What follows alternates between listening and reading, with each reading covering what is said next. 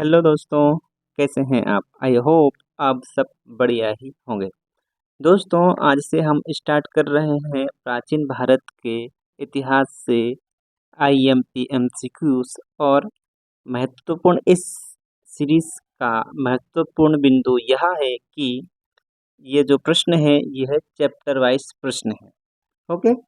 हाँ, तो जब यूट्यूब पर आपको बहुत सारे प्रश्न मिल जाएंगे, लेकिन आपको चैप्टर वाइज प्रश्न जो है वो बहुत कम मिलेंगे। ओके, है ना। और दोस्तों, जो भी हम ये प्रश्न देखेंगे ये कहीं ना कहीं किसी न किसी प्रकार से किसी न किसी एग्जाम में जो प्रश्न पूछे गए हैं, हम उन्हीं प्रश्नों का अध्ययन करेंगे। ओके, तो दोस्तों, ये जो प्रश्न है प्राचीन भारत के इतिहास के, ये यूजीसी नेट इतिहास से पूछे गए प्रश्न हैं। ओके, और इसका चैप्टर का नाम है पाषाण काल। ओके, तो पाषाण काल से संबंधित जो भी प्रश्न पूछे गए हैं अभी तक, उन सारे प्रश्नों को आज हम हल करेंगे। ओके, तो चलिए स्टार्ट करते हैं। मैं पेन ले लेता हूँ। ओके, पहले मिटा लेता हूँ पहले, है ना। उसके बाद में अब हम करते हैं स्टार्ट। ओके, हाँ। तो प्रश्न नंबर पहला है, निम्नलिखित में से कौन सा प्रागैतिहासिक स्थल बड़े परिमाण में लघु पाषाण उपकरणों के उत्पादन के लिए जाना जाता है? ओके, तो इसका राइट आंसर है संगन कल्लू। क्या है इसका राइट आंसर? इसका राइट आंसर है संगन कल्लू। ओके, चलिए उसके बाद में दूसरा प्रश्न है, निम्नलिखित में से कौन सी वस्तुएं ताम्रनिधि स्थल से ज्ञात होती है ना। तो इसका आंसर है बी, है ना। तो देखेंगे कौन कौन से इस ताम्रनिधि स्थल से प्राप्त होते हैं। तो पहला है एंटेनिक एंटेनेछुरी का, दूसरा है मत्स्य भाला, तीसरा है चपटे पूरा कुठार। ओके, चलिए बढ़ते हैं नेक्स्ट प्रश्न की ओर। अगला प्रश्न है, मध्य पाषाण युग के बारे में निम्नलिखित में से कौन से कथन सही हैं? तो दोस्तों, चार कथन दिए गए हैं। तो चार कथनों में से कौन से कथन सही हैं वो हमें बताना है। ओके, तो इसका राइट आंसर है ऑप्शन नंबर ए, है ना। तो ऑप्शन नंबर ए में देखेंगे, ऑप्शन नंबर कथन ए, बी, सी, 3 और 4। ओके, तो चारों कथन इसके सही हैं। तो पहला कथन क्या है? सामान्यतः लघु पाषाणिक औजार पाए गए हैं, ये कथन भी बिल्कुल सही है। दूसरा कथन क्या है? बागोर, लंगनाज तथा भीमबेटकी का कुछ महत्वपूर्ण पुरास्थल है, ये कथन भी सही है। तीसरा कथन क्या है? जंगली तथा पालतू पशुओं की हड्डियां पाई गई है, ये कथन भी सही है। चौथा कथन है, इस काल के शैल चित्र उपलब्ध है, तो ये कथन भी सही है। ओके, तो चलिए बढ़ते हैं नेक्स्ट प्रश्न की ओर।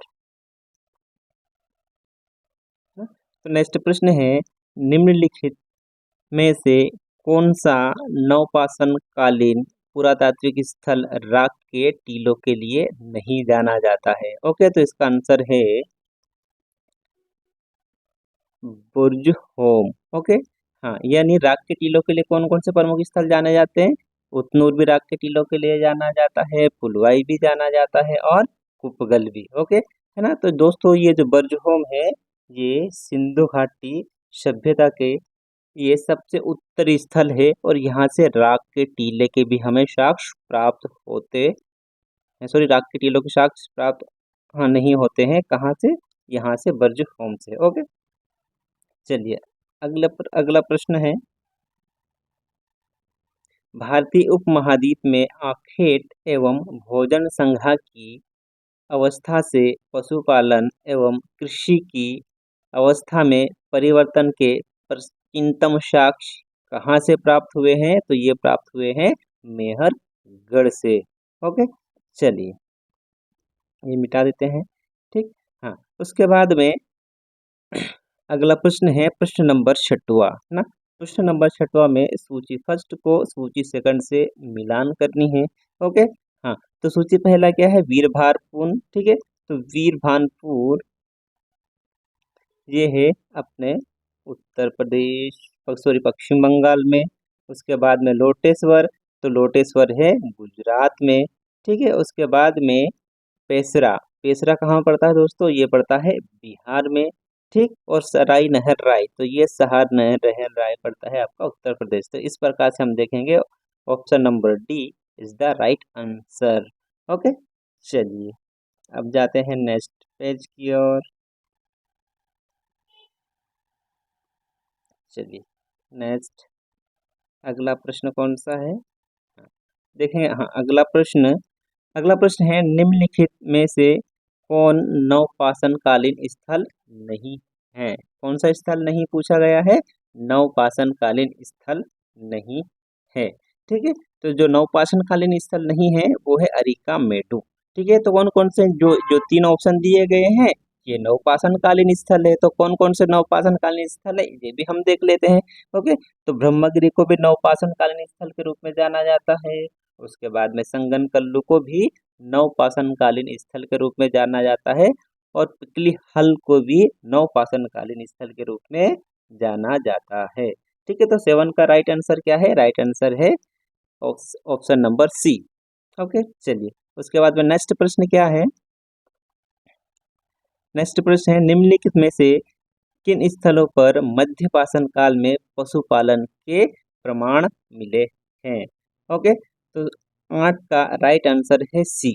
ओके, ठीक है। तो मध्यपाषाण कालीन में पशुपालन के प्रमाण कहाँ से प्राप्त होते हैं? तो पहला आदमगढ़ से भी हमें पशुपालन के साक्ष्य प्राप्त होते हैं, बागोर से भी हमें पशुपालन के साक्ष्य प्राप्त होते हैं, और लोटेश्वर से भी हमें पशुपालन के साक्ष्य प्राप्त होते हैं। ओके, तो इसका राइट आंसर क्या है? Option number C. ओके, चलिए बढ़ते हैं नेक्स्ट प्रश्न की ओर। नेक्स्ट प्रश्न है, अभी पिछले कुछ वर्ष या कुछ समय पहले कहाँ पर एक अस्मीकृत शिशु कपाल प्राप्त हुआ है? तो इसका सही आंसर है औदे, है ना दोस्तों। ये औदे कहाँ पड़ता है? ये पड़ता है तमिलनाडु में। कब खोजा गया था? तो ये खोजा गया था 2001 में। ओके, चलिए बढ़ते हैं नेक्स्ट प्रश्न की ओर। चलिए, हाँ, नेक्स्ट प्रश्न है, किस स्थान से मानव जीवाश्म के अवशेष स्वस्थानीय पुरापाषाणी उपकरणों के साथ मिले हैं? है ना। तो दसवा का राइट आंसर है डी, ठीक है। 10वां का राइट आंसर क्या है? डी। फिर से प्रश्न पढ़ देता हूँ, किस स्थान से मानव जीवाश्म के अवशेष स्वस्थानीय पुरापाषाणी उपकरणों के साथ मिले हैं? तो ये मिले हैं हथनोरा से। ओके, चलिए चलते हैं नेक्स्ट प्रश्न की ओर। अगला प्रश्न क्या है? प्रश्न नंबर 11वां, है ना। प्रश्न नंबर 11वां है, वर्ष 2001 में कहाँ एक पुरापाषाणकालीन अस्मीकृत मानव शिशु कपाल प्राप्त हुआ था? तो ये हुआ था औदे। मैंने पहले ही बता दिया था कि औदे जो है दोस्तों वो है तमिलनाडु में, और उस स्थान की खोज की गई थी 2001 में। ओके, तो ये प्रश्न अभी यहीं पूछ लिया गया है। चलिए बढ़ते हैं अगले प्रश्न की ओर। तो अगला प्रश्न है, निम्नलिखित किस स्थल से पुरापाषाणिक संदर्भ में एक नए हाथी दांत का लटकन प्राप्त हुआ है? ठीक है, तो हाथी दांत का लटकन ये जो प्राप्त हुआ है दोस्तों, ये प्राप्त हुआ है दमदमा से। कहाँ से प्राप्त हुआ है हाथी दांत के लटकन? ये प्राप्त हुए हैं दमदमा से, ठीक है। चलिए मैं ये मिटा देता हूँ।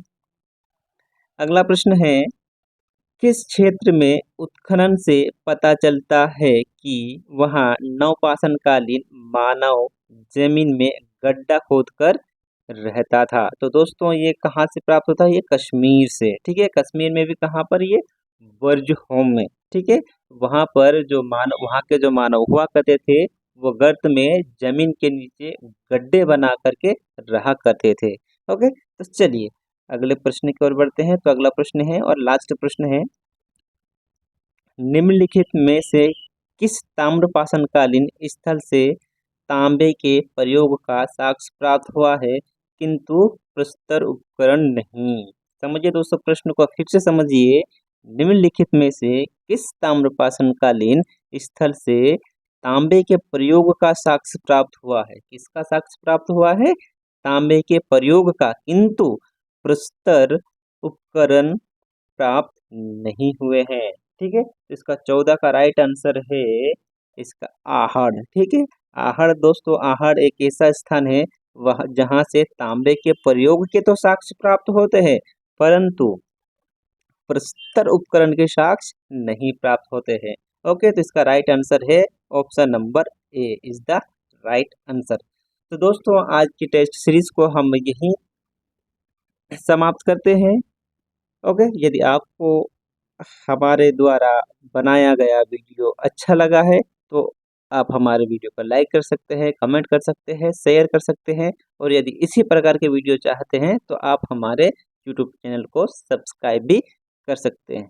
तो दोस्तों आज के वीडियो को हम यहीं समाप्त करते हैं। जय हिंद, जय भारत।